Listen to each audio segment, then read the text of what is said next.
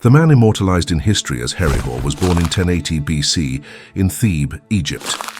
While his origins are unknown, it is thought that his parents were Libyans.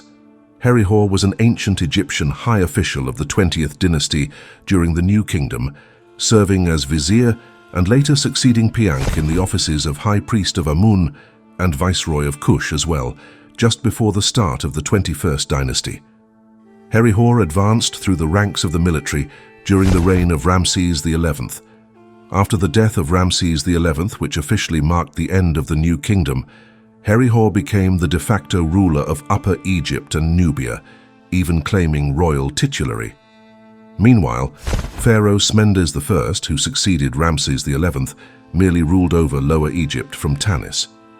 Herihor's successors of the Amun priesthood in Thebes would inherit his powerful position throughout the 21st dynasty. Decorations in the forecourt of the temple of Khonsu at Karnak depict Horemheb and Nejemet as husband and wife. Nejemet may have been the daughter of the last Ramesside pharaoh, Ramesses XI. Herihor, like Piank, advanced through the ranks of the military during the reign of Ramesses XI. Herihor became High Priest of Amun, Generalissimo, and Viceroy of Kush sometime after year 10 of the Renaissance, since Piank is last attested in these offices this year. Herihor may well have been Piank's designated heir to these powerful positions. At the decoration of the hypostyle hall walls of the temple of Khonsu at Karnak, Herihor is shown performing his duties as High Priest of Amun under King Ramesses XI, and thus served several years in this office at the end of the 20th dynasty, though his authority had effectively superseded that of the king. When Ramesses XI died, Herihor, due to his positions of High Priest of Amun and Viceroy of Kush, ultimately became the de facto ruler of Upper Egypt and Nubia. At this time, Herihor assumed royal status and openly adopted royal titulary. Herihor's usurpation of royal privileges is observed in the decoration of the court of the Khonsu temple, but his royal datelines betray nothing of the royal status he enjoyed according to the contemporary scenes and inscriptions of the court of the Khonsu temple. Meanwhile, Mendes I had buried Ramesses XI and thus legitimately inherited the throne, inaugurating the 21st dynasty from his hometown, Tanis, even if he did not control Upper Egypt and Nubia, which were now effectively in the hands of Herihor and his successor priests ruling from Thebes.